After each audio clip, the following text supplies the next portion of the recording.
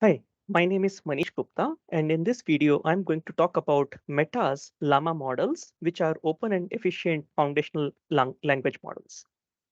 Let's get started. Let's start with this question: what is LLaMA?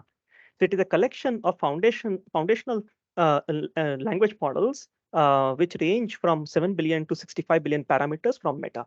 They've been trained on 1.4 trillion tokens, all from publicly available datasets exclusively without resorting to any proprietary datasets or inaccessible datasets. LLaMA 13 billion model, which is basically their second largest model, outperforms GPT-3, which is 175 billion parameter in size on most benchmarks, despite being about 10x smaller. LLaMA 65 billion, which is their largest model, is competitive with other state-of-the-art models like Chinchilla-70 billion and PaLM-540 billion.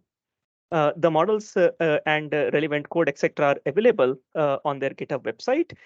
One other interesting thing to note is that these models take insane compute power to train. 2048 800 machines, each with 80 GB RAM, for about 5 months to develop this model.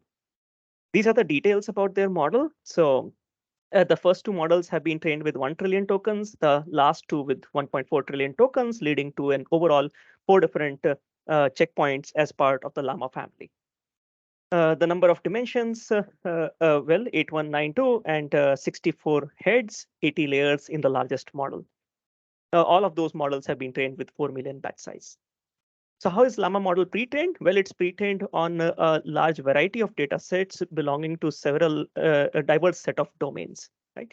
So English Common Crawl data set, which is which is basically the largest, contributes largest to the pre-training data, 67%, right? C4 data set is 15%, and the remaining essentially make up for the remaining 15 to 18%. English Common Crawl dataset essentially is from 2017 to 2020 time period.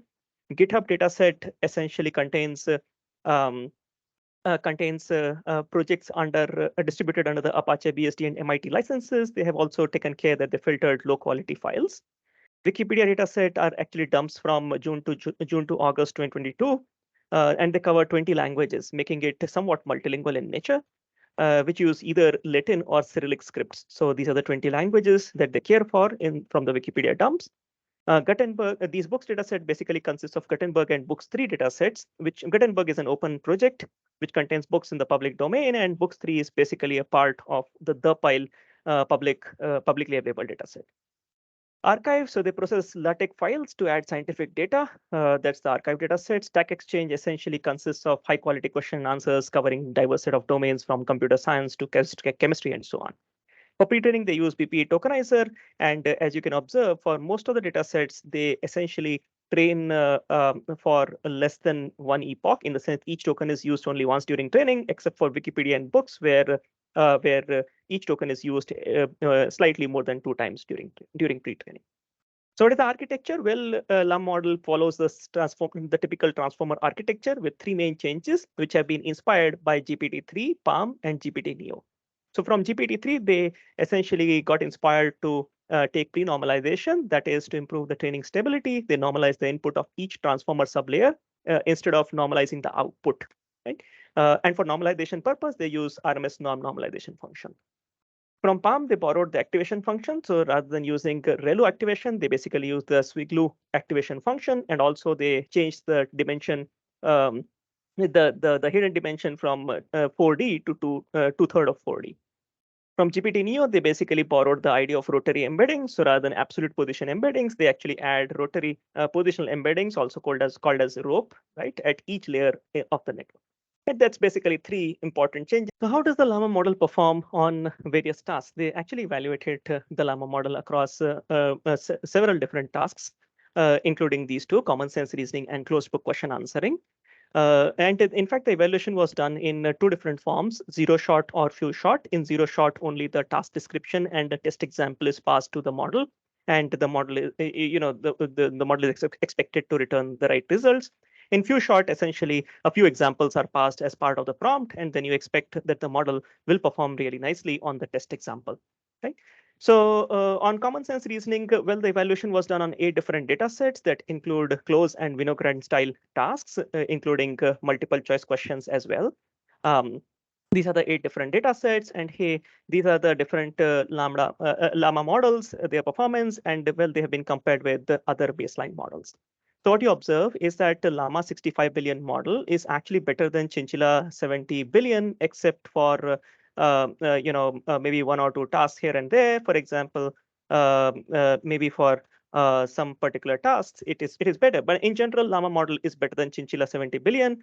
LLaMA model 65 billion is also better than PaLM-540 billion, except for Boolean question answering. So essentially, where it performs 85.3, but PaLM model actually gives you 88.0. And also on Vinogrand, where basically LLaMA model gives 77, but this one gives 81.1. LLaMA 13 billion is in fact better than GPT-3, despite being 10x smaller than the GPT-3 model. So that's that. Even this 13 billion LLaMA model. Okay. On closed book question answering, well, the evaluation was done on 2 data sets, natural questions and trivia QA. So as you observe on natural questions, evaluation was done on 0 shot, 1 shot, 5 shot, and 64 shot. The same kind of evaluation was done on trivia QA data set as well. Closed book question answering basically means that models do not have access to documents that contain evidence to answer the question. It is a closed book test more so, right? What is observed is that LLaMA 65 billion is best across all those baseline models, even though even the 65 billion LLaMA model can actually run just on one single V100 GPU during inference. So that's actually a big win, that you don't need to really shard the model across multiple different GPUs at inference time at least, right? So how does it perform on reading comprehension, mathematical reasoning? Well, for reading comprehension, they used a race benchmark dataset for evaluation, which basically contains English reading comprehension exam questions for middle and high school Chinese students. So there is this middle and high school 2 parts of the data set, and they compare with GPT-3 and PaLM models, and they observe that LLaMA 65 billion model is approximately similar in performance to PaLM 540 billion model. In fact, LLaMA 13 billion model is actually even better than GPT-3 model, which is, as we already said, much larger than the LLaMA model, LLaMA 13 billion model. On mathematical reasoning, 2 benchmarks were used, math benchmark and the GSM-8K benchmark. Math is a data set of 12,000 middle school and high school mathematics problems written in LaTeX. And the GSM-8K is a set of middle school mathematical problems. They compare with the PaLM model and Minerva model. Note that Minerva is a special model. It is, in fact, it is also a variety of PaLM models, but they have been fine-tuned on 38.5 billion tokens extracted from arXiv and math web pages. Thus, it has been specifically trained for mathematical reasoning. And then even on the math and the GSM-8K benchmark, they actually also test on another variant called as majority 1 at K, which denotes evaluations when they generate K samples for each problem and perform a majority voting to find the final answer. They tried with the K values of 256 and 100 for math and GSM-8K respectively. What has been found here is that in general, LLaMA 65 billion model is better than the Minerva 62 billion model. Now, of course, it is not as good as the Minerva 540 billion model, but then, well, Minerva model has been specifically fine-tuned for mathematical reasoning. So 65 billion zero-shot model, which is actually better compared to 62 billion Minerva model, which has been specifically fine-tuned for mathematical reasoning, is a great thing by itself. So how does the LLaMA model perform on code generation and MMLU tasks, which are massive multitask language understanding? Let's see. So for code generation, they evaluate on 2 different benchmarks, human eval and MBPP. For human eval, the measurement is done in a 0-shot fashion. MBPP, it is done in a 3-shot fashion. The results are actually shown right here. Comparison is, of course, made against PaLM models and the Lambda model from Google, right, which is basically the base for the BARD model, the BARD architecture, right? So, and the measurements are done using parset K matrix. Parset K matrix, basically, parset K matrix essentially is a score saying that, hey, if you generate 5 different samples or K different samples, then at least one of them should pass the test, right? Should be good enough. Okay. So model in general, in both the examples, in both the benchmarks, model receives a description of the program in a few sentences, as well as a few input-output examples, and it is supposed to output code. In human eval, in fact, there's an extra input that is passed, which is the function signature, which basically means there is the prompt is formatted as natural code with the textual description and tests in a doc string. And then the model is, of course, expected to spit out code. So what is observed is that the LLaMA model is better than the Lambda model, and it is also better than the PaLM models. So on most of these metrics, right, as you see, PaLM Coder is a special version of PaLM models, which has been fine-tuned on code. And that increases the pass-at-1 score of the PaLM model from 26.2 to 36%, which is way larger than LLaMA model. But again, remember, LLaMA model is basically evaluated on human eval in a zero-shot fashion, while PaLM Coder is specifically fine-tuned on code-related data, and therefore, well, PaLM Coder is surely expected to perform better. Okay? MMLU. So MMLU is a benchmark containing multiple choice questions on humanities, STEM, social science, and so on. So and the evaluation here is done using a 5-shot accuracy. So 5-shot setting. What is observed is that the LLaMA models are, in general, even the best one is not as good as a 70 billion Chinchilla model. And it is also not as good as the PaLM-540 billion model. So this is one of the drawbacks of the LLaMA model. However, the hunch is that, well, LLaMA model actually has been pre-trained on much smaller amounts of books and academic papers data. In fact, it was just 177 GB of pre-training data that comprised of books and academic papers, while these other models, Chinchilla and PaLM, were actually pre-trained on much larger 2 TB plus of books data. So in the LLaMA paper, the authors did not really try to do any instruction-based fine-tuning specifically, but they just report one small experiment where they tried some basic instruction-based fine-tuning for the MMLU tasks. So on these tasks, the model that they trained, they call it LLaMA I for instruction-based fine-tuning, and they report 5-shot results. What they observe is that their LLaMA I model performs much better, not just compared to the typical Chinchilla and PaLM models, but it also performs better than these other instruction fine-tuned models, FLAN PaLM, FLAM T5, as well as OPT IML models.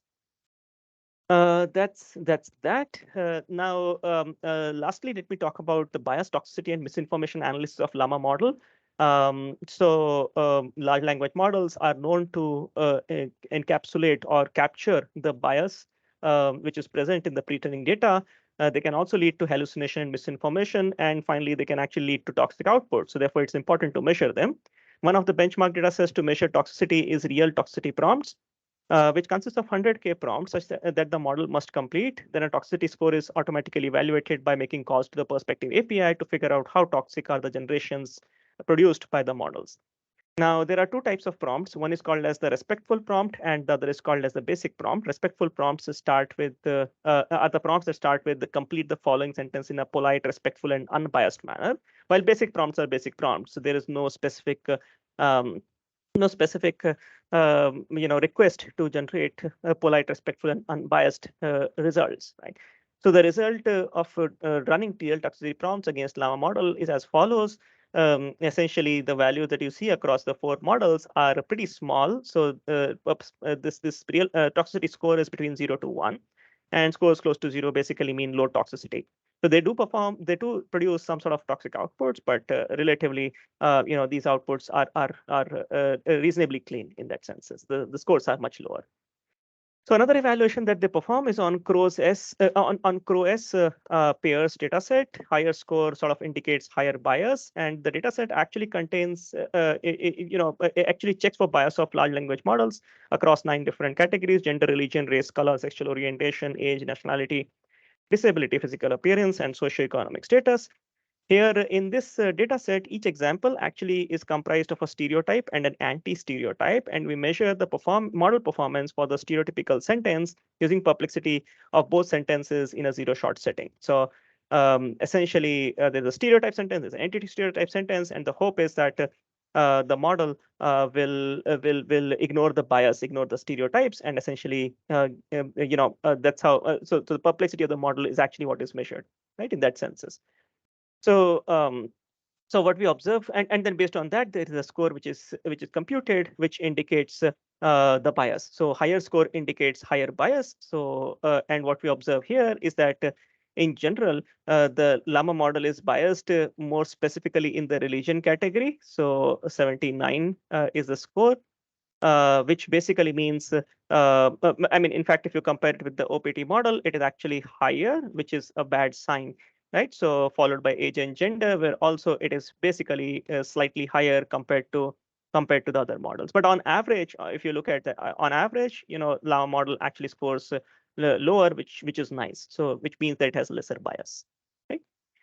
Now, further to elaborate on the gender category, there's yet another data set called as Vino Gender, which evaluates the bias of the model with respect to gender.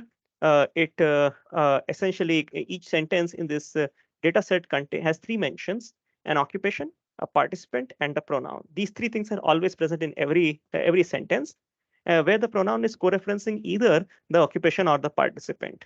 And the model is supposed to find that. So for example, consider this sentence: the nurse notified the patient that his shift would be ending in an hour, right? So if the then the model is presented the sentence and the prompt is his refers to whom, right? So the model is supposed to either resolve this co-reference to to the occupation or essentially to the participant, right?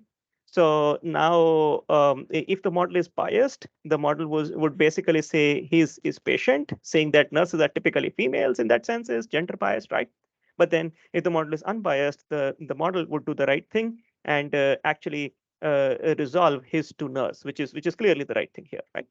So here it is observed that on this data set, essentially, yeah, the results are here. It is observed that well, this data set contains three different types of pronouns: her, she, his, him, he, and their, them, someone. Right. So what is observed is that the model performs reasonably well on their, them, someone in terms of the classification accuracy, right? 72 and so on. So this is a good performance. However, it does not perform really well for gender, which is of course also observed in the Crowe's pairs dataset. Right? So that's that. So there is more work to do from a gender perspective to be unbiased, but then that is what the status of the LLaMA model is. Right?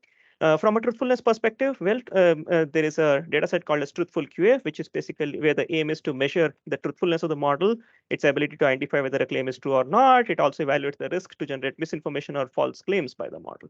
So what is observed, what is shown here is basically truthfulness and truthfulness multiplied by informativeness.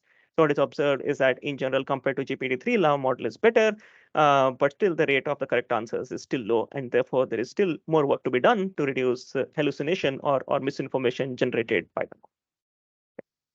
So here are some generations from the LLaMA model. Prompts are shown in bold, and it is actually magical to see the kind of generations that these models come up with. So everyone should recognize this as the Fibonacci series. And hey, there is a very nice description that the LLaMA model can generate. Right. So not just it completes the series, but also it basically gives very nice, interesting historical description about the series. Then here is this is another prompt. Is a recommendation letter that I wrote for an application to a dragon feeder position at the Magic Unicorn Corporation. Reminds you of Hogwarts, right, and so on.